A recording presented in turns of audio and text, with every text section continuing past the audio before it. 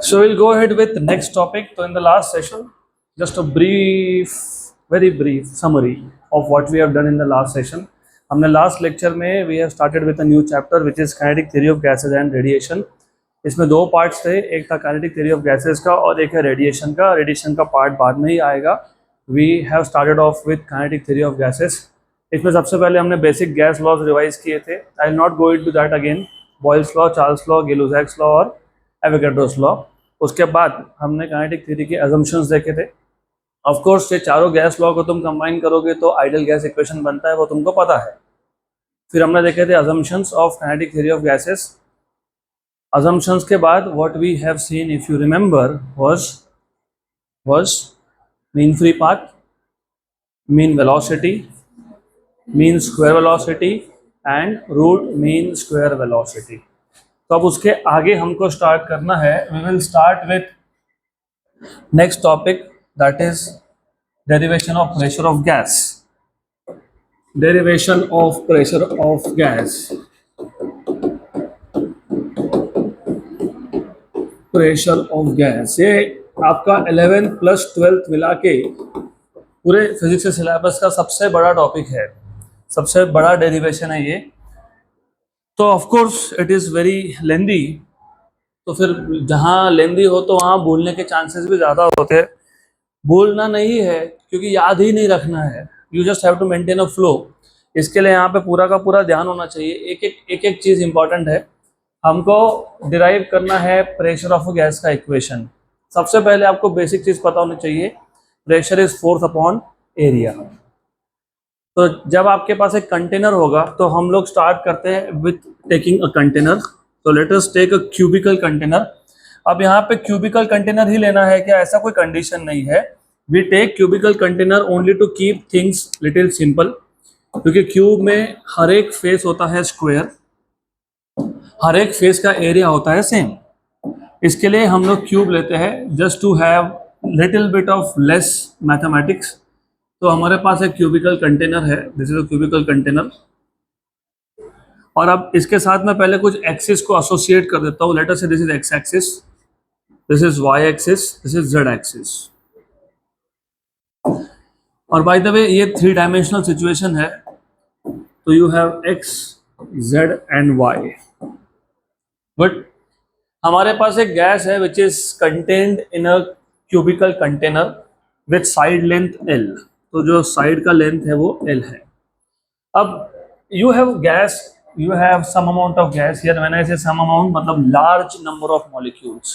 तो इसमें बहुत सारे नंबर ऑफ मॉलिक्यूल्स है. अब एक काम करना, ऐसे टाइप के टॉपिक्स में जहाँ पे बहुत लेंदी ड्यूरेशन होने वाला है, एक सिंपल सा काम करना. जितने भी पैरामीटर तुम यूज करने वाले हो उसका एक लिस्ट बना के छोड़ दो. सबसे पहला पैरामीटर क्या है, L. What is L? Side length, edge length. तो इट इज एज लेंथ. और अगर क्यूब का एज लेंथ एल है तो हर एक सरफेस का, यहाँ पे 6 फेसेस है, हर एक सरफेस का एरिया हो जाएगा एल स्क्वायर. और इसका वॉल्यूम हो जाएगा एल क्यूब. इसमें क्या है, आपके पास गैस है. तो गैस के नंबर ऑफ मॉलिक्यूल्स को मैं कैपिटल एन बोल देता हूँ. तो capital N is number of molecules of gas. Number of molecules of gas. उसके बाद हर एक मॉलिक्यूल का कुछ मास होगा.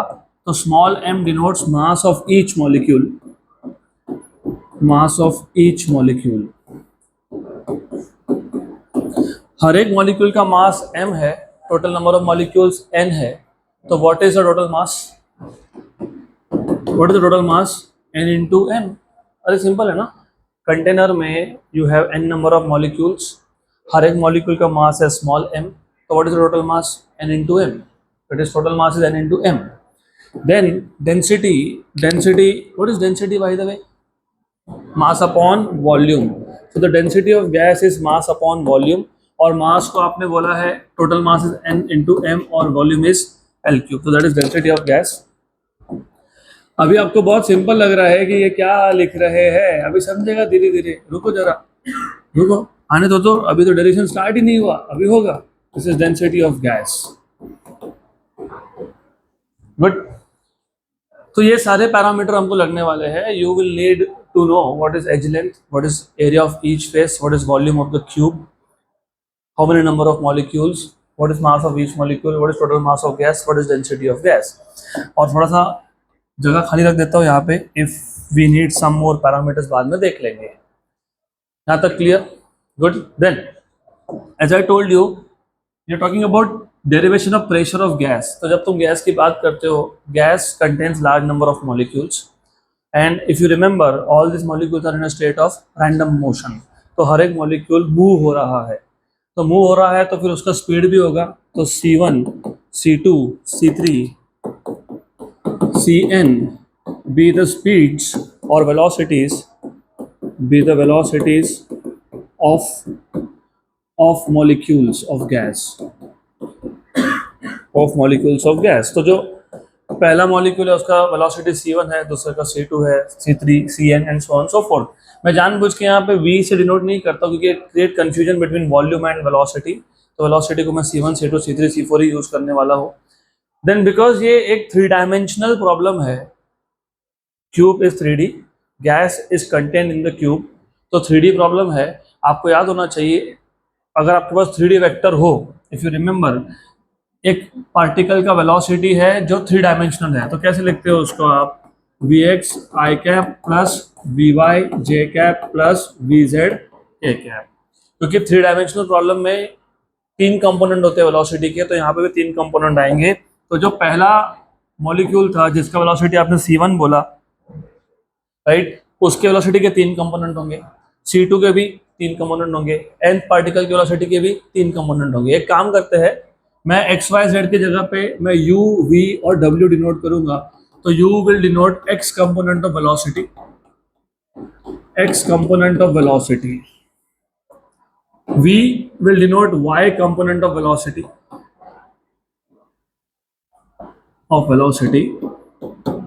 और v is y component of velocity and w is z component of velocity. मतलब मुझे अगर बताना है कि जो पहला पार्टिकल है उसका वेलोसिटी का x कंपोनेंट क्या है, तो मैं लिखूंगा u1. सेकेंड पार्टिकल के वेलोसिटी का x कंपोनेंट को लिखूंगा u2, y कंपोनेंट को लिखूंगा मैं v1 और z कंपोनेंट को लिखूंगा मैं w1. ओके, यहाँ तक क्लियर? थोड़ा थोड़ा मैं वापस पीछे जाऊंगा, पहले थोड़ा थोड़ा लिंक करते जाओ. अब इफ यू रिमेंबर, अगर आपके पास 3 डायमेंशनल वेक्टर हो, if you have a 3-dimensional vector, for example, if I give you v bar equals to vx I cap plus vy j cap plus vz k cap, what is the magnitude of v?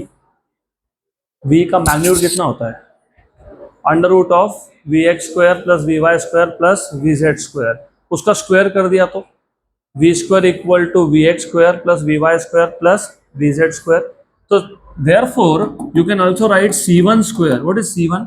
c1 is the velocity of first molecule, right. उसको c1 square, magnitude of c1 का square कैसे लिखोगे?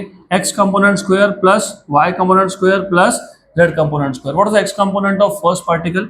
u1 square plus v1 square plus w1 square. Second particle के लिए क्या लिखोगे? u2 square plus v2 square plus w2 square. ऐसा करते करते nth पार्टिकल के लिए क्या लिखोगे? un square plus vn square plus wn square.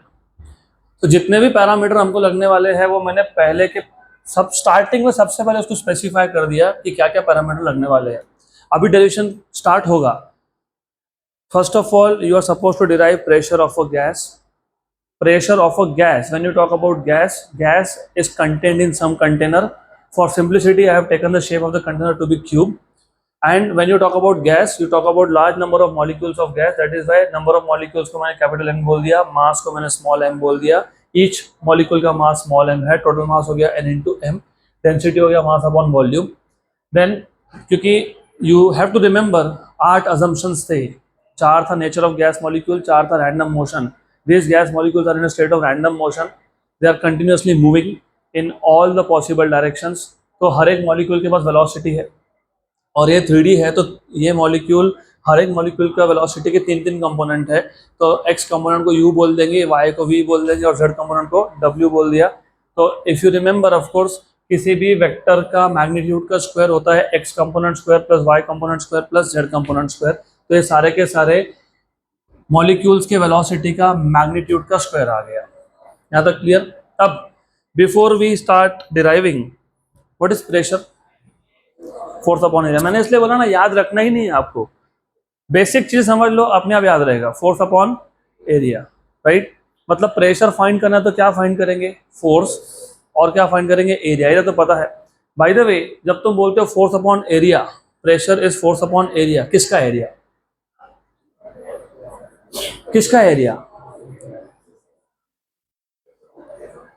देखो ये जो गैस मॉलिक्यूल्स थे, remember this gas molecules are in a state of random motion, hence they collide with each other and also with the walls of container. तो pressure कहाँ calculate करते हो, at the walls of container. तो area किसका, wall का area. इसके लिए पहले तुमको स्पेसिफाई करना पड़ेगा कि तुम कौन से वॉल पे प्रेशर कैलकुलेट कर रहे हो। 6 फेसेस है, तो एक कोई एक फेस ले लेते हैं, उसका नाम देते हैं PQRS। तो we will be calculating pressure at this particular face PQRS। तो फोर्स अपॉन एरिया, तो किसका एरिया, PQRS इस फेस का एरिया। अब ये जो रैंडमली मूव हो रहे थे मॉलिक्यूल्स, वो जब जाके PQRS इस वॉल से कोलाइड करेंगे तो वो उस वॉल पे फोर्स एक्सर्ट करेंगे। तो आपको फोर्स निकालना है, उसको एरिया ऑफ द वॉल से डिवाइड करना है। You have the equation for pressure, बराबर। तो पहले आपको क्या कैलकुलेट करना पड़ेगा, force. But do you remember what is Newton second law of motion, force equals to dp by dt। वो जो तुम बोलते हो ना फोर्स इक्वल्स टू ma, वो ma आता कहाँ से है, वो dp बाई dt से आता है। मतलब force is nothing but rate of change of momentum. Rate of change of momentum मतलब change in momentum upon time. तो पहले क्या कैलकुलेट करना पड़ेगा, चेंज इन मोमेंटम। अब चेंज इन मोमेंटम कैसे निकालते हो, final momentum minus initial momentum. तो पहले क्या कैलकुलेट करोगे, इनिशियल मोमेंटम, और क्या करोगे, फाइनल मोमेंटम, उन दोनों को क्या करोगे, सबट्रैक्ट। तो आपको dp मतलब चेंज इन मोमेंटम मिल जाएगा। चेंज इन मोमेंटम को टाइम से डिवाइड कर दिया तो आपको फोर्स मिल गया। फोर्स को एरिया से डिवाइड कर दिया तो क्या मिल गया, प्रेशर। क्या मिल गया, प्रेशर, बराबर। तो ध्यान यहाँ पे चाहिए, क्योंकि ये बहुत कॉम्प्लिकेटेड सिचुएशन है। You have to pay attention here, not there, here. हमारे पास large number of gas molecules है। ये प्रॉब्लम होता है स्टैटिस्टिकल, जब आपके पास लार्ज नंबर ऑफ मॉलिक्यूल्स हो तो आप सारे के सारे मॉलिक्यूल्स के लिए एक साथ डिराइव कर ही नहीं सकते हो, पॉसिबल ही नहीं है। तो हम एक एक मॉलिक्यूल से स्टार्ट करते हैं। तो we will consider any of the one molecules, gas molecule which is basically moving towards the wall PQRS। तो ये PQRS वॉल की तरफ जा रहा है। तो याद रखना, सबसे पहले when you have large number of particles, large number of molecules, you cannot solve for all the molecules together. तो आपको किसी भी एक मॉलिक्यूल से स्टार्ट करना पड़ता है। इसको मॉलिक्यूल नंबर 1 बोल देंगे, तो इसका स्पीड हो जाएगा c1। तो इसका x कंपोनेंट हो जाएगा u1 वेलोसिटी का, v1 y component and w1 z component. अब इसमें भी ये 3 डायमेंशनल प्रॉब्लम है, क्योंकि ये जो मोशन है ये 3D मोशन है। जब 3D मोशन हो तो वापस सेम चीज होती है कि आप तीनों डायमेंशंस के लिए एक साथ सॉल्व नहीं कर सकते हो। तो आपको एक ही डायमेंशन से स्टार्ट करना पड़ेगा, और वो कैसे स्टार्ट करते हैं वो तुमको सोचना पड़ेगा। फर्स्ट ऑफ ऑल क्या फाइंड करना था, pressure. What is pressure, force upon area. तो तुमने कौन सा सरफेस ले लिया, PQRS। ये PQRS सरफेस कौन से प्लेन में है, कौन से प्लेन में है, कौन से प्लेन में है, YZ प्लेन में। कौन से प्लेन में है, YZ plane is perpendicular to x axis.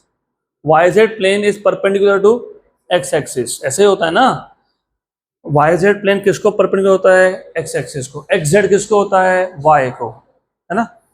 और XY किसको होता है, z। इसके लिए हम लोग स्टार्ट करते हैं only by talking about x component, क्योंकि ये जो मॉलिक्यूल है ये 3D में घूम रहा है।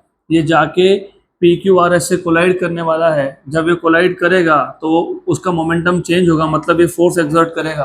किस पे फोर्स एक्सर्ट करेगा, PQRS पे। लेकिन PQRS कौन से प्लेन में था, YZ। तो YZ को कौन सा एक्सिस परपेंडिकुलर है, X।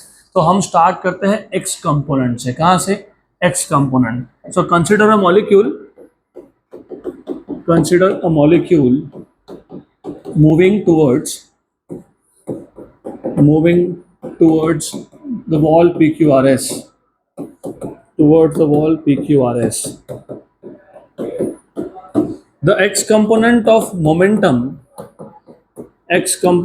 momentum of this particle is initial momentum इसका, of course x component of initial momentum है वो, अभी तक कोलिजन हुआ नहीं होगा, तो x component of initial momentum. What will be the x component of initial momentum of the first particle? अरे what is momentum? Mass into speed. What is mass of each particle? m. और मैंने x component बोला, तो velocity का कौन सा component? u. तो u क्या? u1, right. So this is x component of initial momentum of first particle. तो ये जो पार्टिकल है जो वॉल PQRS की तरफ जा रहा है, इसका इनिशियल मोमेंटम कितना हो गया? mu1 after collision. और याद रखना, मैंने आपको तभी भी बोला था कि ये जो मैं तुमको एजम्पशंस बता रहा हूं ना, ये एजम्पशंस काम में आने वाले हैं. After collision the momentum, the x component of momentum is, do you remember I told you that the collision of a molecule with the wall of container is elastic in nature. मतलब there is no change in the speed. तो speed की value change नहीं होती है, लेकिन velocity का direction change होता है. क्यों? क्योंकि ये पार्टिकल जाएगा, कोलाइड होगा, कोलाइड होके उसका डायरेक्शन क्या हो जाएगा? रिवर्स हो जाएगा, right. And it will come back with the same speed but in opposite direction. तो सिर्फ कोलिजन के बाद क्या हुआ? डायरेक्शन चेंज हुआ. क्या हुआ? डायरेक्शन चेंज हुआ. तो व्हाट इज फाइनल मोमेंटम? क्या है final momentum? Minus mu1, right. Particle मतलब मॉलिक्यूल गया, initial momentum was mu1, it undergoes collision और वो वापस आ रहा है, तो फाइनल मोमेंटम कितना है? Minus mu1. तो what is change in momentum? Therefore change in momentum, what is change in momentum? Late us से dp. चेंज इन मोमेंटम पहले पार्टिकल का x कोऑर्डिनेट, x कंपोनेंट, क्योंकि तुम सिर्फ x कंपोनेंट की बात कर रहे हो, y z बाद में देखेंगे. It is final minus initial. What is final? Minus mu1 minus initial is mu1, तो कितना हो गया? Minus 2 mu1. अगर मैं सिर्फ मैग्नीट्यूड की बात करूं, तो magnitude wise you have change in momentum dp of the first particle, x component of first particle is 2 times of mu1. हमने चेंज इन मोमेंटम क्यों फाइंड किया? क्योंकि हमको फोर्स फाइंड करना है. फोर्स होता है change in momentum upon time. Force मिल जाएगा तो क्या मिल जाएगा? प्रेशर. तो यहां तक क्या आ गया? Change in momentum. लेकिन कौन सा कंपोनेंट? X component. कौन से पार्टिकल का? पहले पार्टिकल का, पहले मॉलिक्यूल का. अब यू नो दैट, आपको ऑफ कोर्स पता है व्हाट इज स्पीड का formula? Speed equals to distance upon time. तो time equals to distance upon speed. अब यहाँ पे ये फॉर्मूला क्यों यूज कर रहे हैं? मैं वापस पूछता हूँ, what is force? Rate of change of momentum, मतलब change in momentum upon time. अब आपको फाइंड करना पड़ेगा कि दो सक्सेसिव कोलिजन के बीच में कितना टाइम है, क्योंकि उस मोमेंटम को किससे डिवाइड करना है आपको? टाइम से, फोर्स निकालने के लिए. तो आपको पहले कैलकुलेट करना पड़ेगा what is the time between two successive collisions. तो टाइम कैसे फाइंड करेंगे? Distance upon speed. आप फिलहाल कौन सा कंपोनेंट ले रहे हो? X component. अब एक बात बताओ, ये मॉलिक्यूल था, ये मॉलिक्यूल यहाँ पे कोलाइड हुआ, राइट. उसके बाद कहाँ कोलाइड हुआ? यहाँ पे कोलाइड हुआ, है ना, यहाँ कोलाइड हुआ ना. तो what is the distance travelled between two successive collisions? अरे यहाँ कोलाइड हुआ, फिर यहाँ आया, यहाँ वापस कोलाइड हुआ, तो यहाँ से यहाँ तक दो कोलिजन के बीच में कितना डिस्टेंस ट्रैवल किया? कितना किया? L नहीं किया, 2L किया. क्यों 2L किया? क्योंकि तुम फोर्स कौन से साइड पे निकाल रहे हो? कौन से फेस में निकाल रहे हो? प्रेशर कहाँ कैलकुलेट करना है? PQRS पे. तो देखो PQRS पे when you talk about time between two successive collision, it has to be time between two successive collision with the same wall, जिस पे तुमको प्रेशर कैलकुलेट करना है. तो यहां से यहां तक आया L डिस्टेंस, कोलिजन हुआ, वापस गया सेम वॉल के साथ, कोलिजन हुआ after distance of 12, distance of 12। I agree कि यहाँ पे आके भी कोलिजन करेगा, यस करेगा, लेकिन तुम प्रेशर कहाँ निकाल रहे हो, PQRS। तो you have to calculate the distance between two successive collision with the same wall. So what is the distance? 2L. Okay, तो 2L. And what was speed? U1. क्यों U1? क्योंकि तुम x component की बात कर रहे हो, या आ गया आपके पास time. Okay, therefore x component of force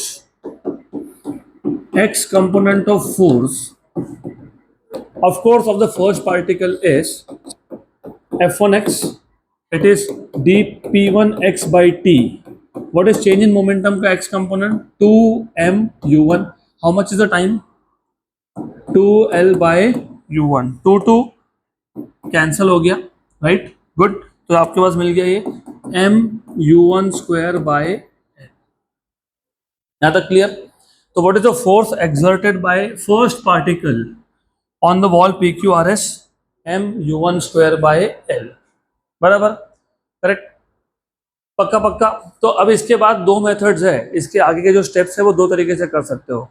एक तो अब बाकी सारे जितने भी पार्टिकल्स है, अभी तो तुमने एक ही पार्टिकल की बात की, यहाँ पे एक पार्टिकल नहीं था, there were large number of molecules. तो आप सिमिलरली बोल सकते हो, similarly the force exerted by second particle X component, वो क्या आएगा? m u2 square by l। Third का क्या आएगा? m u3 square by l। Fourth का क्या आएगा? m u4 square by l। ऐसा आप हर एक पार्टिकल का कैलकुलेट करोगे, राइट? क्या कैलकुलेट करोगे? फोर्स। या फिर आप ऐसा भी कर सकते हो, आप डायरेक्टली बोल सकते हो कि मैं डायरेक्ट पहले पार्टिकल ने कितना प्रेशर लगाया वो कैलकुलेट कर लेता हूं। तो pressure exerted by first particle, of course x component, it is force का एक्स कंपोनेंट अपॉन एरिया। तो एक अप्रोच मैंने नोट्स में दिया है, दूसरा अप्रोच मैं यहां बता देता हूं। तो either you calculate what is the x component of force due to all the particles, or you calculate individually what is the x component of pressure directly। तो मैं पहले डायरेक्टली प्रेशर निकाल लेता हूँ। किसने प्रेशर एक्सर्ट किया? पहले particle ने। कौन सा कंपोनेंट? x component. तो force upon area. What is F1x? क्या है? m u1 square by l, ऐसे है ना, upon area. What is area? l square. तो ये क्या हो गया? m u1 square by l cube. ये आ गया प्रेशर। किसका प्रेशर? किसने एक्सर्ट किया? फर्स्ट पार्टिकल के। कौन से कंपोनेंट ने? एक्स कंपोनेंट ने, राइट। सिमिलरली ये मोशन 3D था, हमने उसको कंपोनेंट वाइज डिवाइड करके रखा है। तो जैसे x कंपोनेंट किया वैसे ही पहले पार्टिकल का y कंपोनेंट भी निकालना पड़ेगा। वो क्या आएगा? m v1 square by l cube. और z कंपोनेंट भी निकालना पड़ेगा आपको। तो वो क्या आएगा? m w1 square by l cube. तो what is the total pressure due to first particle? Total pressure due to first particle, it will be x component plus y component plus z component. तो ये आ जाएगा आपका m u1 square by l cube plus m v1 square by l cube plus m w1 square by l cube. इसमें से m by l cube निकाल लो common, you have u1 square plus v1 square plus w1 square. ये आ गया पहले particle का total pressure, total pressure, बराबर। ये एक अप्रोच है, that is why I am telling you कि ध्यान देना, this is one approach.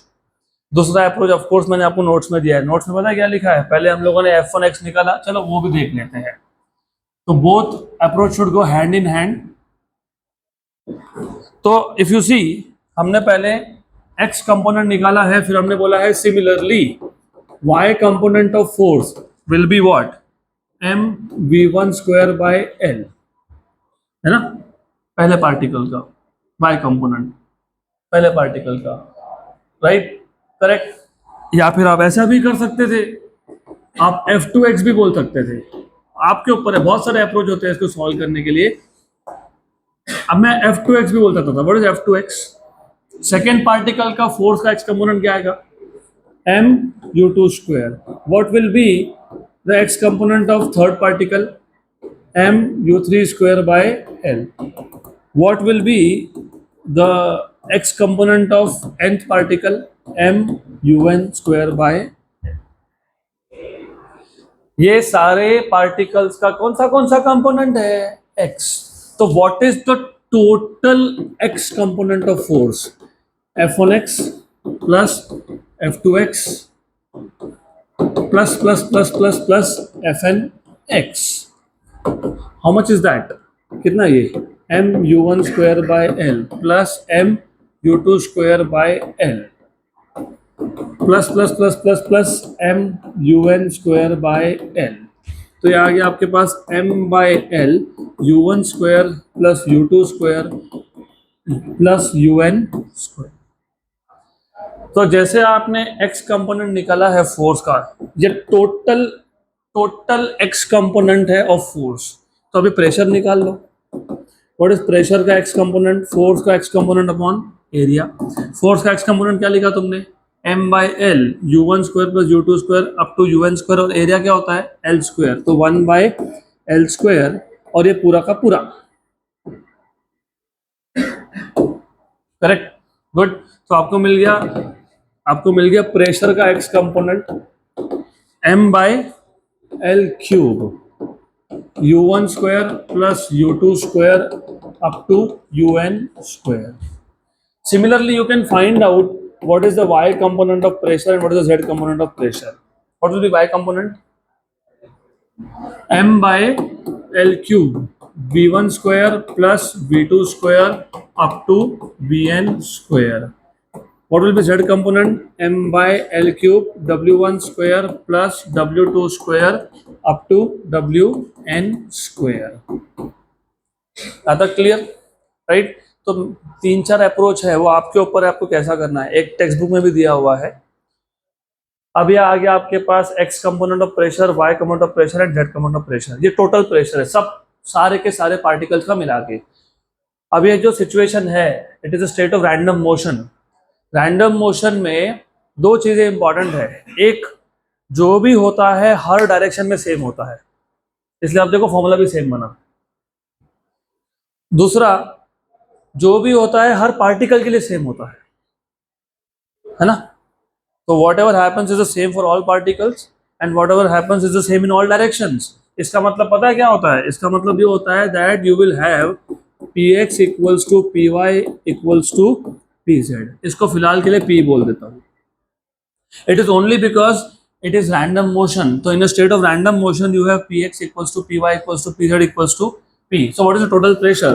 Therefore total pressure मतलब Px plus Py plus Pz. ये क्या आ जाएगा? 3P. P plus P, क्योंकि ये तीनों सेम थे. So therefore what is pressure P? It is 1/3 of Px plus Py plus Pz. So therefore P equals to 1/3 Px. What is Px? What is Px? m by L cube. P Y में भी क्या है? m by L cube. इसमें भी क्या है? m by L cube. तो इन तीनों में से m बाई एल क्यूब क्या आ जाएगा? कॉमन. और क्या बचा फिर? क्या बचा? u1 square plus u2 square up to un square.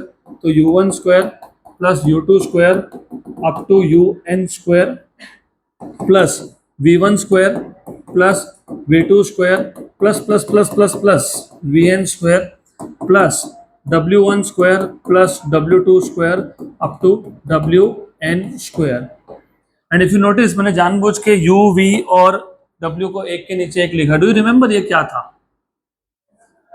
Do you remember क्या है वो? c1 स्क्वायर है. तो ये आ गया c1 स्क्वायर. ये क्या है? c2 square. और ये कौन है? cn square. So therefore we can say that pressure P equals to 1/3 mass by L cube C1 square plus C2 square plus Cn square. है तो क्लियर? पक्का? श्योर? 100%? बढ़े आगे. अब इसके बाद इफ यू रिमेंबर अगर आपको याद होगा हमने रूट मीन स्क्वायर डिफाइन किया था, याद है क्या डेफिनेशन क्या था? c1 square plus c2 square up to cn square divide by n, इसका स्क्वायर कर लो तो C R M S square equals to c1 square plus c2 square up to cn square by n। तो यहाँ से तुमको मिल जाएगा n times of C R M S square, क्योंकि n को शिफ्ट कर दिया, equals to c1 square plus c2 square up to cn square. Equation number 2, इसको इक्वेशन नंबर 1 में सब्स्टिट्यूट कर देंगे। तो from 1 and 2, therefore from equation number 1 and 2 आपको मिल जाएगा pressure P equals to 1/3 m/l cube, और ये c1 square plus c2 square up to cn square क्या था? n times of c RMS square. Do you remember nm/l cube? What was nm/l cube? Density of gas. तो ये density था, तो pressure is rho CRMS square. आ गया equation. So this is the expression for pressure of a gas. मैं एक बार वापस repeat कर देता हूँ, जस्ट पे अटेंशन। थोड़ा लेंदी है but it is easy, it is not difficult at all. सिर्फ तुमको ये पता होना चाहिए कि क्या क्या डिराइव करना है। Pressure, what is pressure? Force upon area. What is force? Change of momentum upon time. इतना याद है, बहुत हो गया। हमारे पास एक क्यूब था, क्यूब मतलब एक क्यूबिकल कंटेनर है, उसमें लार्ज अमाउंट ऑफ गैस है, so you have large number of particles, and of course you remember assumptions of kinetic theory of gases that all these molecules are in a state of random motion, and when they are in a state of random motion they are colliding with each other and also with the walls of container। जब ये walls of container के साथ collide होंगे तो collision is elastic, लेकिन wait, direction will change, मतलब there is change in momentum, मतलब there is force exerted by the molecules on the walls। तो तुम प्रेशर भी कहाँ कैलकुलेट कर रहे हो? On the walls of container. हमेशा प्रेशर वॉल्स पे ही होता है, बाकी कहीं नहीं होता है। तो प्रेशर कैलकुलेट करते हो on the walls of container. Clear यहाँ तक? गुड। अब हमको डेरिवेशन करना है प्रेशर का, लेकिन ये सिचुएशन बहुत कॉम्प्लिकेटेड है because you have a large number of molecules and all this molecules are moving in 3 dimensions. तो इसको स्प्लिट कैसे करते हैं? पहले हम बोलते हैं कि चलो एक पार्टिकल की बात करेंगे, टेक ओनली 1 पार्टिकल, क्योंकि रैंडम मोशन में जो एक पार्टिकल के लिए इक्वेशन आएगा वही सब पार्टिकल्स के लिए सेम इक्वेशन आएगा। फिर हम लोग बोलते हैं कि चलो एक काम करते हैं, एक पार्टिकल के भी 3 डायरेक्शन है, 3 डायमेंशन है, क्योंकि 3D मोशन है, तो फिलहाल एक डायमेंशन के लिए सॉल्व करो। तो हमने जो जो रिक्वायर्ड पैरामीटर थे स्पेसिफाई कर दिया, total number of molecules, as length, area, volume, उसके बाद mass of each particle, total mass, density, etcetera etcetera. And because random motion है, हर एक के पास वेलोसिटी है, तो c1 c2 c3 cn is the velocities of all the molecules of gas. और 3D motion है तो तीनों कंपोनेंट रहेंगे वेलोसिटी के, x y z। x को बोल दिया u, y को बोल दिया v और z को बोल दिया w। तो c1 स्क्वायर हो जाएगा u1 square plus v1 square plus w1 square, c2 square हो जाएगा u2 square plus v2 square plus w2 square. ऐसा करते करते तुम्हारे पास cn, nth पार्टिकल के स्पीड का स्क्वायर आ जाएगा un square plus vn square plus w1 square. यहाँ तक सिर्फ पैरामीटर डिफाइन किए मैंने, डेरिवेशन यहाँ से स्टार्ट किया।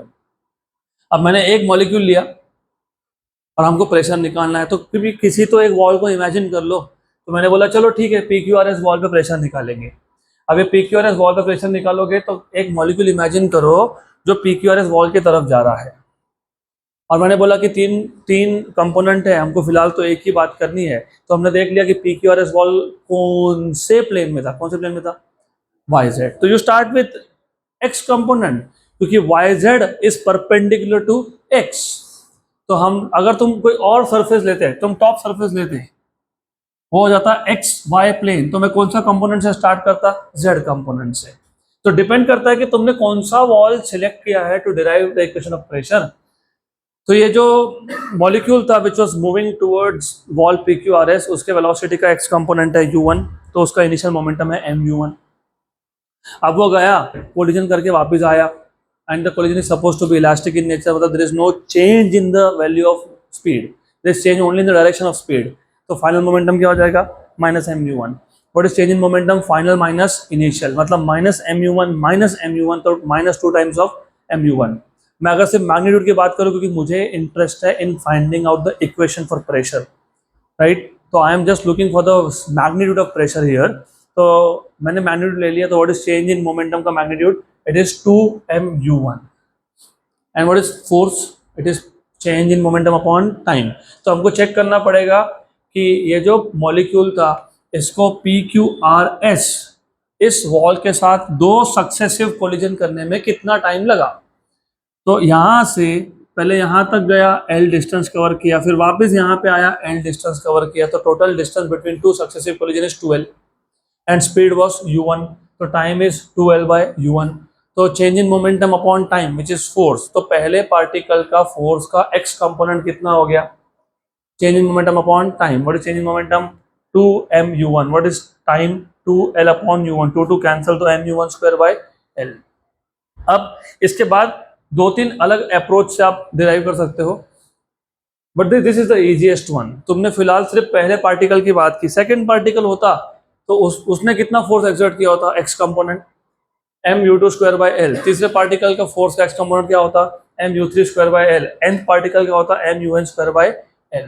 तो what is the total x component of force, f1x plus f2x plus f3x, fnx सबको ऐड कर लिया, तो you get what is the total x component of force, x component. तो ये आ गया m by L u1 square plus u2 square up to un square. तो what is total x component of pressure, it is force upon area, तो 1 by L square, क्योंकि area है L square, m by L u1 square u2 square up to un square, तो आपको मिल गया x component of pressure. Similarly you can derive for y and z component, तो y component और z component आपको मिल गया। अब क्योंकि ये रैंडम स्टेट है, इन रैंडम सिचुएशन हर एक कंपोनेंट सेम ही होता है, तो px, क्योंकि there is no preferred direction, random state में ऐसा बिल्कुल नहीं है कि मॉलिक्यूल्स एक प्रीफर्ड डायरेक्शन लेंगे कि नहीं हम x की तरफ ही जाएंगे, they're moving randomly. So px equal to py equal to pz equals to p, तो total pressure is px plus py plus pz, that is p plus p plus p, तो 3p, तो p equals to 1/3 px plus py plus pz। px py pz तीनों में m by l cube तो बाहर निकाल लिया, तो बचा कौन अंदर, u1 square plus u2 square up to un square plus v1 square v2 square up to vn square plus w1 square w2 square up to wn square. u1 square v1 square और w1 square क्या था, c1 square, और ये कौन था, c2 square, correct. तो ऐसा करते करते you have pressure equals to 1/3 m by l cube c1 square plus c2 square up to cn square, but हमने डिफाइन किया था CRMS which is under root of c1 square plus c2 square up to cn square divide by n। अब आप बोलोगे लेकिन मुझे CRMS के terms में लिखना ही क्यों है प्रेशर को, लार्ज अमाउंट ऑफ गैस है, लार्ज नंबर ऑफ मॉलिक्यूल्स है, तुम एक एक मॉलिक्यूल का स्पीड कैलकुलेट कर ही नहीं सकते हो, यू ऑलवेज टॉक अबाउट यहाँ पे एवरेज वैल्यूज। तो जो भी इक्वेशन तुम डिराइव करते हो तुमको इन टर्म्स ऑफ एवरेज स्पीड लाना पड़ता है, रूट मीन स्क्वायर, तो ये एवरेज है, राइट। तो सब करने के बाद you have pressure as 1/3 rho CRMS square. यहाँ तक क्लियर। अब समवन विल आस्क मी, हम तो individually C1 C2 C3 CN calculate नहीं कर सकते ना, लेकिन तुमने CRMS क्या लिखा, under root of c1 square plus c2 square up to cn square divide by n, मतलब CRMS फाइंड करना तो ये सारे वैल्यूज लगेंगे, करेक्ट है कि नहीं, है ना। हम करते ही नहीं है फाइंड, तो हम क्या करते हैं, हम CRMS का रिलेशन टेम्परेचर के साथ क्या है वो देख लेते हैं। तो प्रेशर का तो इक्वेशन यही खत्म हो गया, ये हो गया pressure exerted by a gas. अगला टॉपिक है आपका, if you see relation between root mean square velocity and absolute temperature. तो relation between root mean square velocity मतलब CRMS and absolute temperature, root mean square velocity and absolute temperature.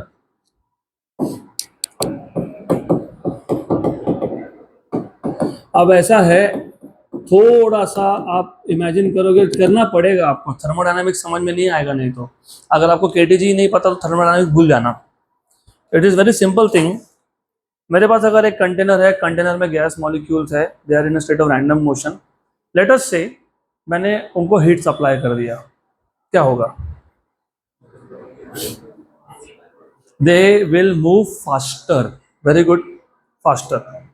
If they move faster, CRMS will be more, मतलब higher the temperature higher is the CRMS, है ना, क्योंकि तुम heat supply कर रहे हो, heat is energy which can neither be created nor be destroyed. तो जो तुमने हीट सप्लाई की वो गैस मॉलिक्यूल्स ने एब्जॉर्ब कर लिया and the gas molecules are now moving faster. तो इन अ वे टेम्परेचर आपको CRMS का इंफॉर्मेशन दे सकता है। टेम्परेचर ज़्यादा मतलब CRMS ज़्यादा, तो temperature can give you information about root mean square velocity. तो वही रिलेशन हमको डिराइव करना है। We are suppose to derive relation between root mean square velocity and absolute temperature. अब ये कैसे करते हैं, सिंपल है। Pressure equals to 1/3 rho CRMS square, but we know that rho is total mass upon total volume. Good, तो मैं ऐसे लिख दूंगा P equals to 1/3 mass by volume, है ना, CRMS स्क्वायर। तो इसको शिफ्ट कर दिया तो you have 3PV equals to mCRMS square. अभी फिलहाल मुझे सिर्फ रिलेशन देखना है। I just want to see relation for the time being. But do you remember what was P into V? nRT, ideal gas equation. So therefore you have 3nRT equals to mCRMS square. For a given mass of gas मतलब mass is constant, 3 constant था, number of moles constant था, R भी constant था। तो what is the relation between CRMS and temperature? Directly proportional, मतलब CRMS square is directly proportional to temperature, which means CRMS is proportional to root of temperature। हो गया relation, done. इतना छोटा topic है। हाँ, नोट्स में मैंने थोड़ा सा स्पेसिफिक बताया है। मैंने नोट्स में क्या किया बता देता हूँ, वो मैं अभी नहीं यूज करूंगा, वो न्यूमेरिकल्स के टाइम। नोट्स में मैंने सिर्फ इतना किया है, ये जो n है नंबर ऑफ मोल्स को मैंने लिखा है मास अपॉन मॉलिक्यूलर वेट, ऐसा लिखा है। Okay, RT equals to mCRMS square, बराबर। mm कैंसिल हो जाएगा, mm कैंसिल हो गया, मास कैंसिल हो गया, तो 3RT by m not is equals to CRMS square. तो CRMS is under root of 3RT by m not.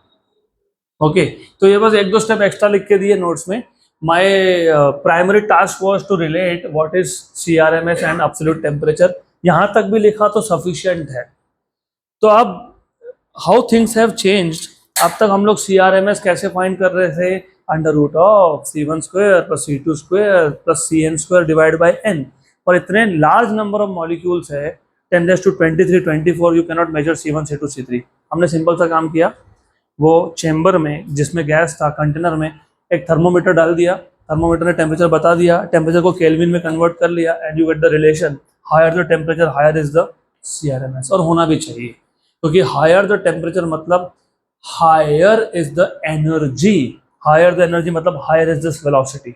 बराबर, यहाँ तक क्लियर। तो जब आपको CRMS और टेम्परेचर का रिलेशन डिराइव करना था, तो तुमने प्रेशर के इक्वेशन से स्टार्ट किया, 1/3 रो CRMS स्क्वायर।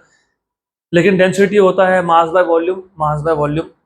ये 3V को शिफ्ट कर दिया तो 3PV equals to mCRMS square. लेकिन PV क्या होता है, nRT, तो 3nRT equals to mCRMS square for a given mass of gas, मतलब m कांस्टेंट, 3nR कांस्टेंट था, तो CRMS square is proportional to T। तो CRMS is proportional to root of T। अगर आपको in terms of molecular weight चाहिए तो number of moles को लिखोगे mass upon molecular weight, mass cancel हो गया, तो CRMS आ गया under root of 3RT by m not, where m not is a molecular weight, molecular mass जो बोलना है वो बोल सकते हो। तो मॉलिक्यूलर मास और मॉलिक्यूलर वेट। यहाँ तक क्लियर, पक्का, श्योर, 100%। अब इसके आगे का जो टॉपिक है ना, सभी सिंपल है, डिफिकल्ट तो कुछ है ही नहीं, पर इसके आगे के टॉपिक पे क्वेश्चंस बहुत आते हैं। तो आपको फाइंड करना है काइनेटिक एनर्जी ऑफ गैस। अब प्रॉब्लम ये है कि kinetic energy of gas, 5 type के काइनेटिक एनर्जी आप मेजर कर सकते हो। 5, नंबर 1, व्हेन आई से काइनेटिक एनर्जी ऑफ गैस, मतलब जितना भी गैस है तुम्हारे पास, पूरे गैस का kinetic energy, that is kinetic energy of gas. अब ऐसा भी पूछ सकते हैं what is kinetic energy per unit volume. मतलब फॉर एग्जांपल आपके पास एक कंटेनर है, उसका वॉल्यूम है 5 meter cube, 5 meter cube, right, correct. उसमें जितना भी गैस है, उस पूरे गैस का for example kinetic energy is let us say 1000 joule. तो वॉल्यूम कितना था, 5, काइनेटिक एनर्जी कितना था, 1000। What is kinetic energy per unit volume, 200, 1000 by 5। तो आपको ये भी पूछ सकते हैं what is kinetic energy per unit volume. आपको पूछ सकते हैं what is total kinetic energy of gas, आपको पूछ सकते हैं कि यूनिट वॉल्यूम में मतलब पर मीटर क्यूब में जितना भी गैस है उसका एनर्जी बताओ। आपको ये भी पूछ सकते हैं what is kinetic energy per mole, what is mole, what is mole, the amount of substance which has Avogadro number of particles मतलब मॉलिक्यूल्स। तो आपको ये भी पूछ सकते हैं कि एक मोल सब्सटेंस का, एक मोल गैस का काइनेटिक एनर्जी कितना है। आपको ये भी पूछ सकते हैं व्हाट इज काइनेटिक एनर्जी पर मॉलिक्यूल, मतलब हर एक मॉलिक्यूल का कितना है। आपको ये भी पूछ सकते हैं what is kinetic energy per unit mass, मतलब 1 ग्राम 1 किलोग्राम गैस का कितना काइनेटिक एनर्जी है। तो अब तक तुम जब काइनेटिक एनर्जी सुनते थे तो तुम्हारे लिए काइनेटिक एनर्जी से काइनेटिक एनर्जी था हाफ एम वी स्क्वायर। तो वहां पे सिंगल ऑब्जेक्ट की बात हो रही थी, एक ही पार्टिकल था जो मूव हो रहा था, तो काइनेटिक एनर्जी फाइंड करना तो हाफ एम वी स्क्वायर कर लिया, बात खत्म हो गई। लेकिन ये गैस है, gas you may have large quantity of gas, so when they ask you what is kinetic energy of gas, they are asking you what is the total kinetic energy of gas, but when they ask you what is kinetic energy per unit volume, तो unit volume में जितना भी gas होगा उसका कितना energy है। फिर पूछ सकते हैं what is kinetic energy per मोल, मतलब एक मोल ऑफ गैस का कितना काइनेटिक एनर्जी है। फिर पूछ सकते हैं व्हाट इज काइनेटिक एनर्जी पर मॉलिक्यूल, तो हर एक मॉलिक्यूल का बताओ। और फिर अगर आपको पूछा what is kinetic energy per unit mass, मतलब यूनिट मास मतलब 1 ग्राम 1 किलोग्राम का कितना एनर्जी है वो बताओ। तो हमको ये 5 इक्वेशन पता होने चाहिए, कभी भी पूछा तो पता होने चाहिए। तो एक एक करके स्टार्ट करते हैं। Will first derive the expression for kinetic energy of gas. जब मैंने बोला काइनेटिक एनर्जी ऑफ गैस मतलब टोटल काइनेटिक एनर्जी, तो again we will start with equation of pressure. Pressure is 1/3 rho CRMS square. तो pressure equals to 1/3 rho, rho is mass upon volume CRMS square. तो मैं 3V को shift कर देता हूँ, तो 3PV equals to M CRMS square. What is the expression for kinetic energy in general, half mass into velocity square. तो एक काम करेंगे, लेफ्ट हैंड साइड और राइट हैंड साइड को हाफ से मल्टीप्लाई कर लेंगे।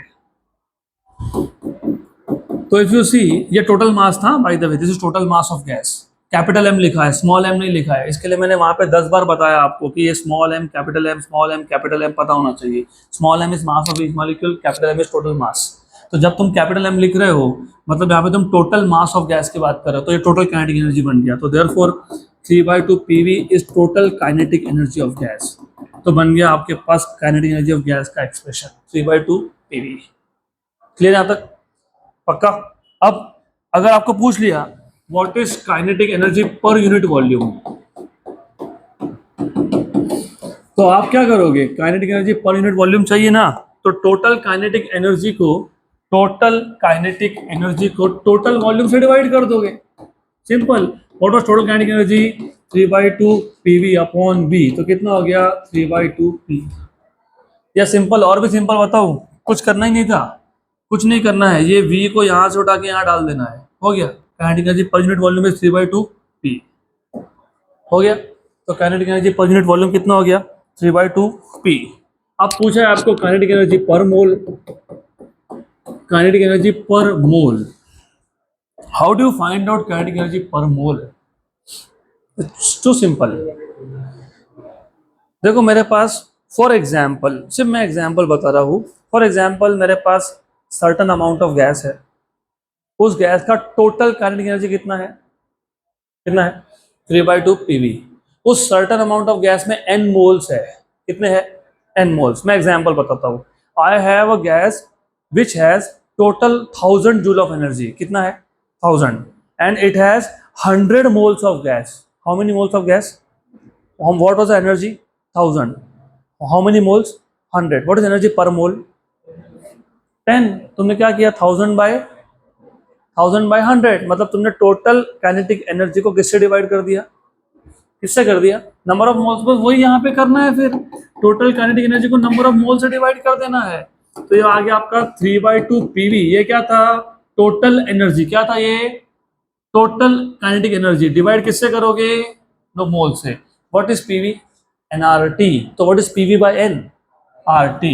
तो 3/2 RT, since you have PV by N equals to RT. तो what is kinetic energy per mole 3/2 RT। फिर आपको पूछ सकते हैं what is kinetic energy per molecule, what is kinetic energy पर मॉलिक्यूल, इट इज सिंपल। अब तुम्हारे पास एक मोल 1 मोल ऑफ गैस कितना एनर्जी आया, 3/2 RT। आपको क्या फाइंड करना है, पर मॉलिक्यूल, ठीक है। एक मोल में कितने मॉलिक्यूल्स होते हैं, मैं सिंपल एग्जांपल देता हूँ। तुम इतना सोचते हो, रियल लाइफ से कनेक्ट ही नहीं करते हो तुम। You have to connect. For example, just for an example, you are 1 mole of substance, let us say you are 100 people here, है ना, तुम 100 हो टोटल। तुम सबका मिला के total energy is 10,000 joules. What is the energy with each of you, 10,000/100, है ना। तो अगर मेरे पास 1 मोल का एनर्जी है, कितना है, 3/2 RT। मुझे हर एक मॉलिक्यूल का चाहिए। 1 मोल में कितने मॉलिक्यूल्स, एवोगैड्रो नंबर। तो मैं 1 मोल के एनर्जी को किससे डिवाइड करूंगा, सिंपल सी बात है। तो काइनेटिक एनर्जी पर molecule is kinetic energy per mole divided by Avogadro number. तो काइनेटिक एनर्जी पर मॉलिक्यूल निकालना हो तो kinetic energy per mole divided by Avogadro number. तो हाउ मच इज पर मोल, 3/2 RT। और इधर क्या लिखेंगे, Na। Do you remember what is R/Na, Kb। तो 3/2 kBT, राइट। तो व्हाट इज काइनेटिक एनर्जी पर मॉलिक्यूल, 3/2 kBT, 3/2 kBT। अब ये टेम्पररी याद रखो, बाद में भूलना पड़ेगा, क्योंकि हर केस में 3/2 kBT नहीं आता है। वो डिपेंड करता है गैस के टाइप पे, क्योंकि गैस डिफरेंट टाइप का होता है। You have monoatomic gas like helium, like argon, which are inert gases which do not form molecules. Then you have rigid diatomic like H2, N2, O2, which have 2 atoms but the bond length is fixed. Then you have non-rigid diatomic जिसमें 2 atoms होते हैं but the bond length is flexible, तो bond का distance change होता है, मतलब distance between 2 atoms will change। तो वो बाद में देखेंगे, इसके बाद ही देखेंगे। Lastly kinetic energy per unit mass. अब मैंने नोट्स में क्या लिखा है तुमको शायद समझ में नहीं आएगा, कोई बात नहीं। वो kinetic energy per unit mass के लिए ना अलग अलग मेथड होते हैं डिराइव करने के लिए।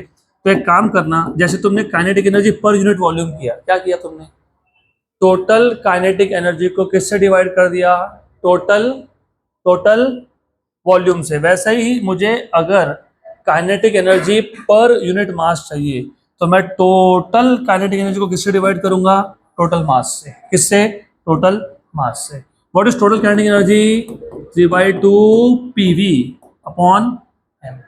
But what is PV, nRT upon m। But what is n, mass upon molecular wait, RT/m।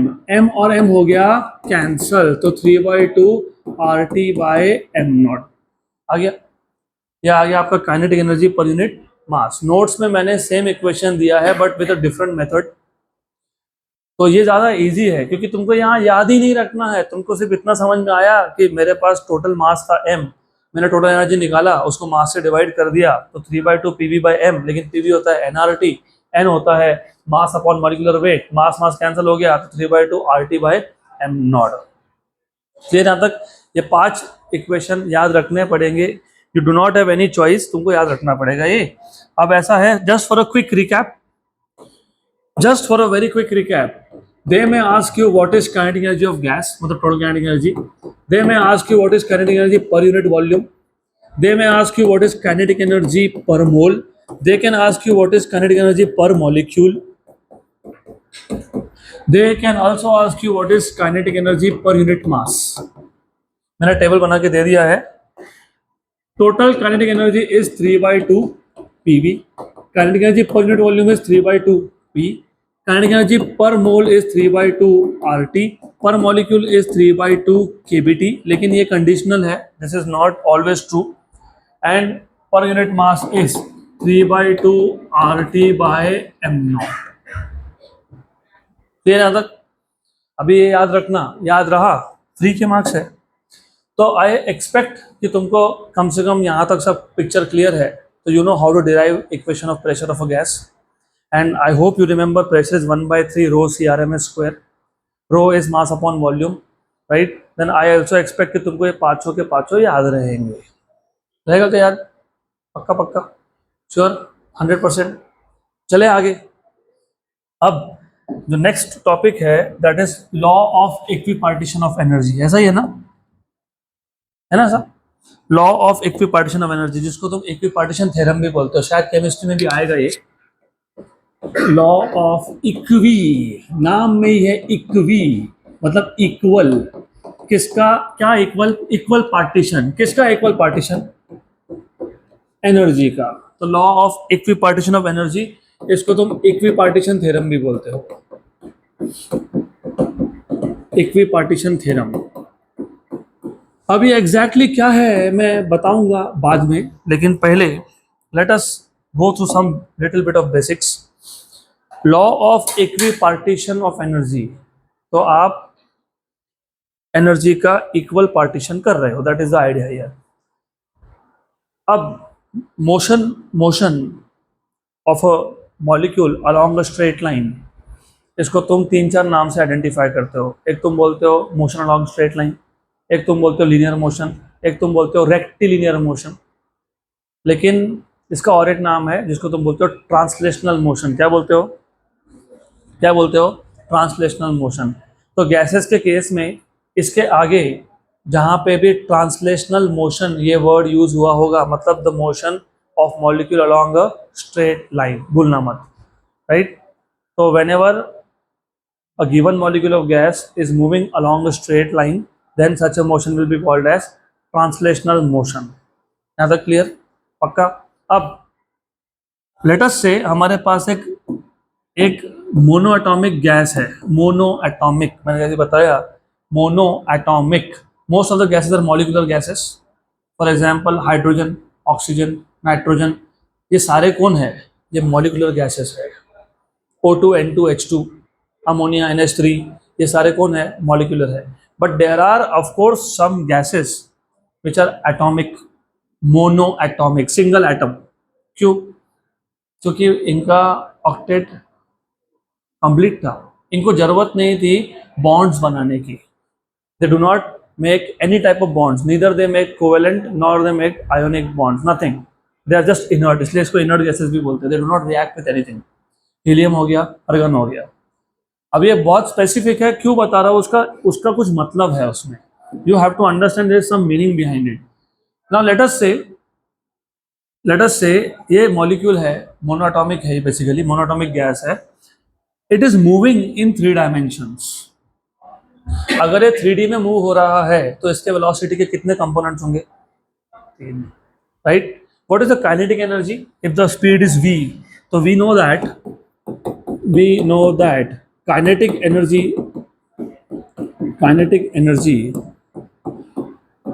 of an atom is, atom या molecule of gas भी बोल सकते हो, is, what is kinetic energy by the way? half mv²। सही है ना? सही है। लेकिन बट अगर मोशन 3D होता तो वेलोसिटी के कितने कंपोनेंट्स होते?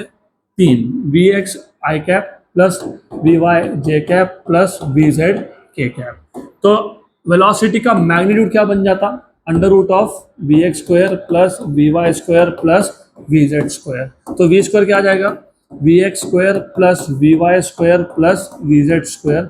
इक्वेशन 2 को इक्वेशन 1 में सब्स्टिट्यूट कर देता हूँ। नोट्स में मैंने डायरेक्ट वहां से स्टार्ट किया है। So therefore kinetic energy of a single atom is half mv²। v² is vx² plus vy² plus vz²। So that is equals to half mvx² plus half mvy² plus half mvz²। लिखा है क्या ऐसा? Start ही यहाँ से किया है, लेकिन ये कहाँ से आया तो बता दिया आपको मैंने, ये ऐसा आता है। अगर आपके पास एक मोनोएटॉमिक गैस है, मैं बार बार मोनोएटॉमिक बोल रहा हूँ because there is a reason behind that, क्योंकि जब मोनोएटॉमिक गैस हो, मतलब सिंगल एटम हो, वो ट्रांसलेशन मोशन छोड़ के कुछ और करता ही नहीं है।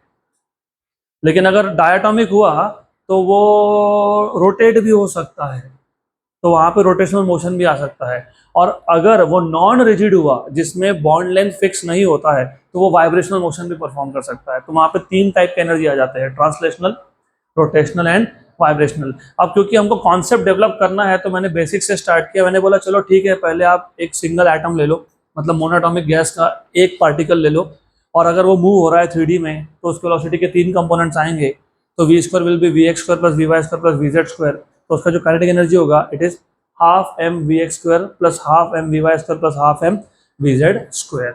यहाँ तक क्लियर? पक्का? अब प्रॉब्लम ये है कि तुमने स्पेसिफिकली बोला है ऑफ एन एटम, मतलब of a particular molecule of gas.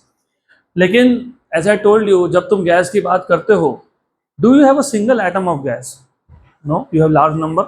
तो when you have large number you can never in particular talk about energy of a single atom. तुम बोल ही नहीं सकते हो देखो इतने सारे मॉलिक्यूल में से वो एक मॉलिक्यूल, उसका एनर्जी नहीं होता है वैसा। तो जब लार्ज नंबर हो तो किसकी बात होती है? एवरेजेस की। किसकी? एवरेज। तो therefore average kinetic energy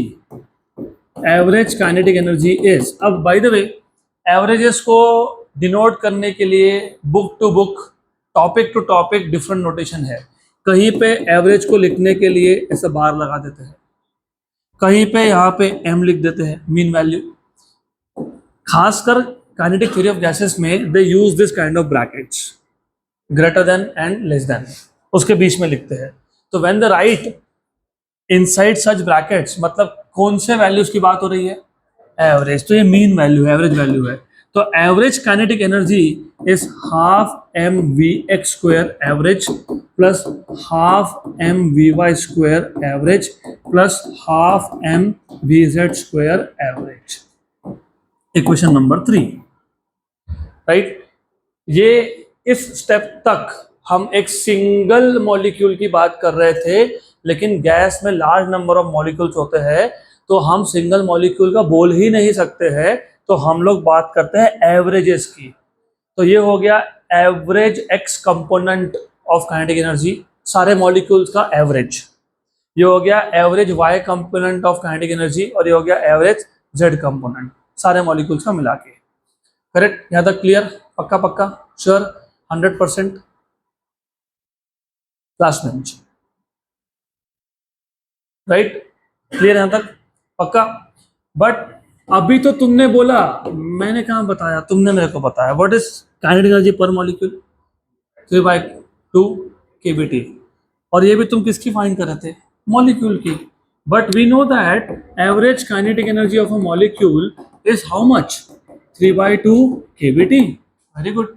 can I write down 3/2 kBT as half kBT plus half kBT plus half kBT? लिख सकते हैं क्या ऐसा?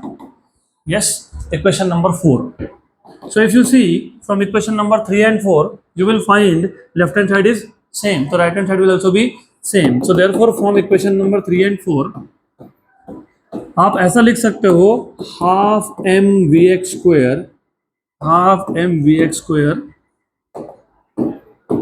Plus half m v y square plus half m v z square, half m v z square equals to, क्या लिख सकते हैं? Half kBT plus half kBT plus half kBT। लिख सकते हैं ना ऐसा? पक्का? इससे क्या समझ में आया तुमको? What do understand by this equation? What is the value of each term on the left hand side? Half kBT, बराबर। और एडिशनली ये रैंडम मोशन है, रैंडम मोशन में जो भी होता है हर डायरेक्शन में सेम होता है। Therefore we can say that the average energy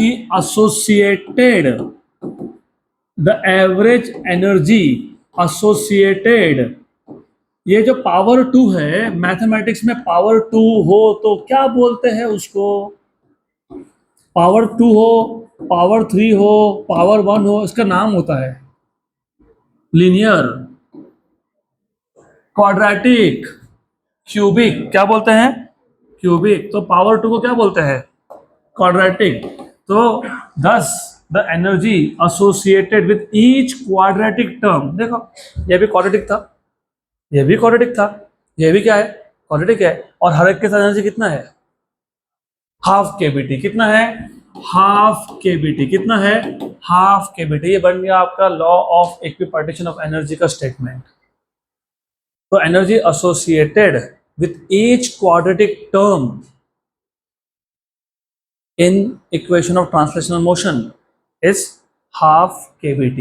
तो ये बन गया statement. therefore you can say that the energy associated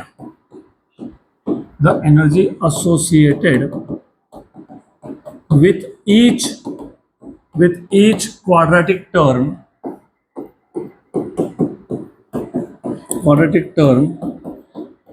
is half kBT।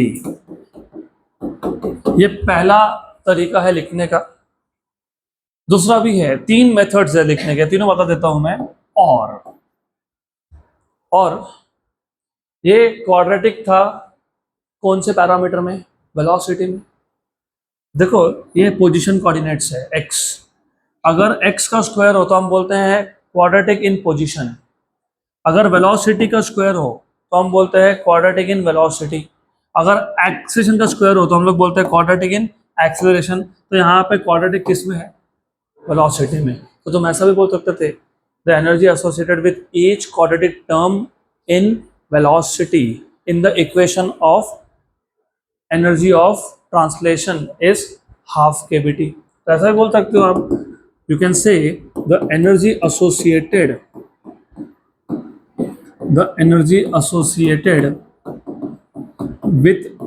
with each quadratic term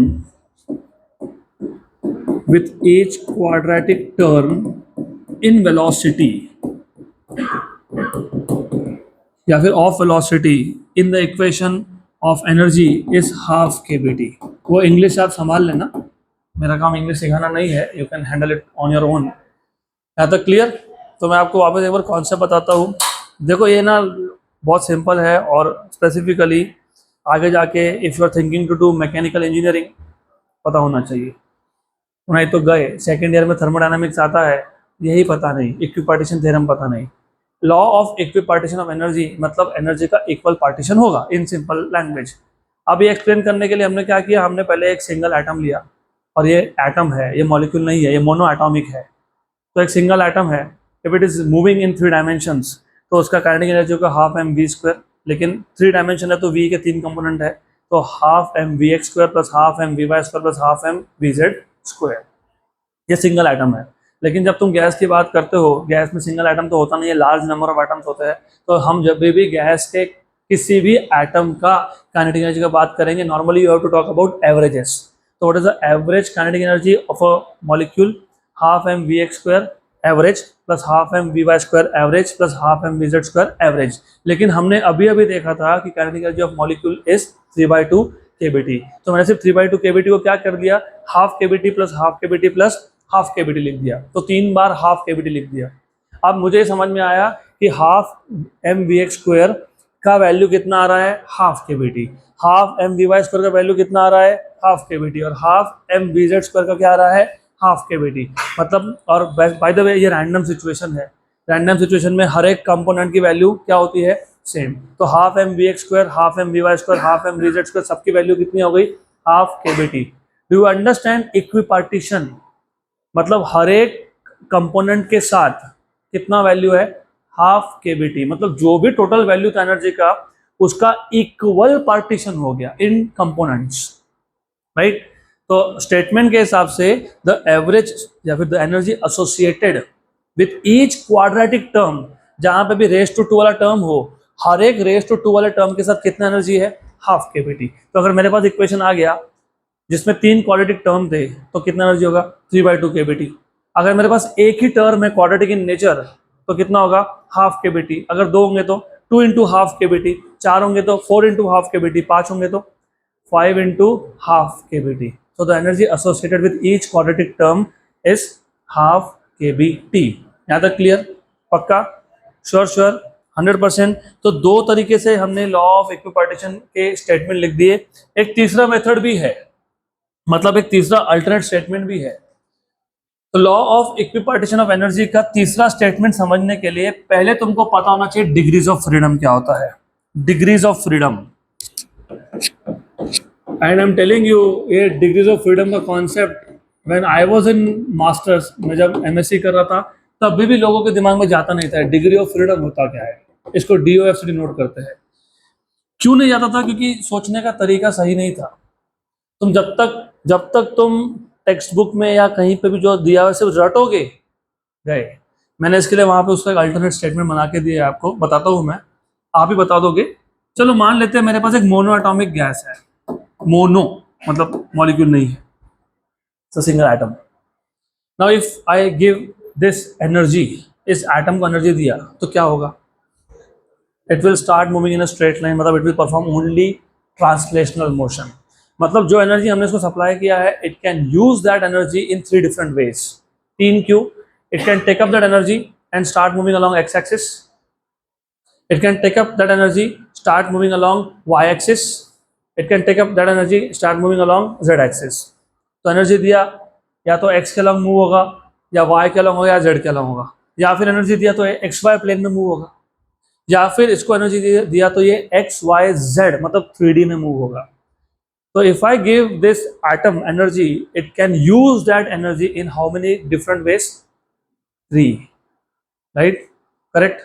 अब imagine मेरे पास एक rigid diatomic molecule है। rigid का मतलब होता है जहां पे bond length fix हो। तो diatomic, 2 एटम, rigid मतलब bond length is fix, right? अब ये bond कोई भी हो सकता है, it can be covalent bond, it can be ionic bond. By the way, covalent bond कब बनता है? Due to sharing of electrons, and ionic bond due to complete transfer of electron from one atom to another. ठीक है, तो ये bond कोई भी हो, डजेंट मैटर। अब अगर मैं इस पर्टिकुलर रिजिड डायटोमिक मॉलिक्यूल को एनर्जी देता हूं, तो that molecule can take up the energy in 5 different ways. एक तो एनर्जी लेके it will start moving along a straight line, मतलब it will perform which motion? Translational. और ट्रांसलेशनल के 3 कंपोनेंट होते हैं, एक्स वाई एंड जेड। और it can take up the energy and start rotating. अब जब रोटेशन की बात करते हो, it becomes really important for you to imagine rotation. एक हो गया ये rotation which is in the plane of board, right. एक हो गया दूसरा, one atom is coming out and the other is going in which is perpendicular to the plane of board. तो एक काम करते हैं, एक्सिस एसोसिएट कर देते हैं। एक्सिस एसोसिएट करना पड़ेगा आपको। इसको जेड एक्सिस बोल देता हूँ, इसको वाई एक्सिस बोल देता हूँ, और इसको एक्स एक्सिस बोल देता हूँ। This is x, this is y, this is z. So when you give this energy, this molecule energy, it can rotate in 2 different ways. Along y axis, मतलब एक एटम बोर्ड के बाहर आ रहा है, एक अंदर जा रहा है, राइट। एक along z axis which is in the plane of board, और along x axis। along x axis count नहीं करते हम लोग। अब बोलोगे क्यों नहीं करते? उसके लिए फिर तुमको बेसिक्स पता होना चाहिए।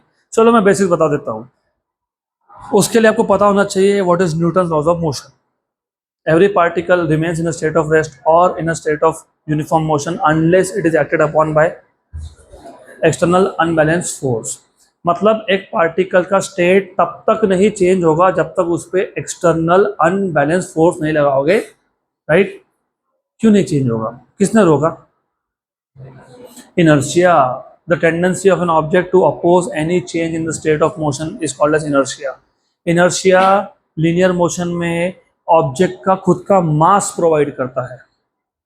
Similarly, when you talk about rotations, वो तो पता है, ये रोटेशनल डायनामिक्स हो ही गया। ये डोर है, ये अभी रेस्ट पे है, अपने आप रोटेट होगा क्या? नहीं। तो किसने रोका? There is something called as moment of inertia या फिर rotational inertia, बराबर, करेक्ट। तो कोई भी बॉडी अपने आप अपना रोटेशनल स्टेट चेंज नहीं करेगा, because there is something which is opposing it which is called as moment of inertia या फिर रोटेशनल इनर्शिया। सही है। Do you remember the basic equation of moment of inertia? Basic, mass into distance square, m into r square. Very good, बस यही चाहिए था। तो याद रखना, जब इनर्शिया हो मतलब अपोजिशन हो तो एनर्जी यूज होता है। अगर स्टेट चेंज करने के लिए अपोजिशन हो तो ही एनर्जी यूज होता है। जब अपोजिशन ही नहीं है मतलब इनर्शिया ही नहीं है तो एनर्जी यूज होगा क्या? नहीं। अब देखो, इमेजिन वाई एक्सिस। अभी आपने बोला what is rotational inertia? Distance square into mass. आपने बोला ना मास इंटू डिस्टेंस स्क्वायर। ये जो 2 एटम्स थे इनका मास है, यस। क्या इनका वाई एक्सिस से कुछ डिस्टेंस है, यस। तो क्या वहां पे इनर्शिया है along y axis, of course yes. तो इनर्शिया है तो रोटेशन में सेट करने के लिए एनर्जी यूज होगा, yes. Along z axis do they have mass, of course. Is there some distance from z axis, yes. Is there inertia along z axis, of course yes. तो z axis के along rotate करने में there will be energy which will be used. Do they have mass? Yes. What is the distance of these two atoms from x-axis? 0. What is inertia? 0. क्योंकि inertia depend करता है distance के square पे। मतलब along x-axis अपनी ही जगह पे घूमने के लिए to rotate at their own positions you do not need any energy, क्योंकि inertia ही नहीं है, there is no opposition at all, right? तो energy to rotate along x-axis लगने वाला है क्या? No. तो रोटेट करने के लिए एनर्जी लगेगा आपको दो तरीके से, to rotate it along y axis and to rotate it along z axis. तो अगर मैं इस मॉलिक्यूल को एनर्जी दे देता हूं तो it can use that energy in 5 different ways, 3 for translation and 2 for rotation. इसको बोलते हैं degree of freedom. The number of ways in which a molecule can absorb energy is known as degrees of freedom. ये simplest definition है, फिर थोड़ा complicated भी है। The number of coordinate और independent quantities required to specify location and configuration of a system is called as degrees of freedom. There are definition भी, the number of coordinates और independent quantities required to specify location and configuration of a system is called as degrees of freedom। ठीक है। अब ये जो degree of freedom का concept है और जो इक्विपोटेंशियल थ्योरम है, मैं कल वापस एक बार कनेक्ट कर दूंगा। So will stop for today.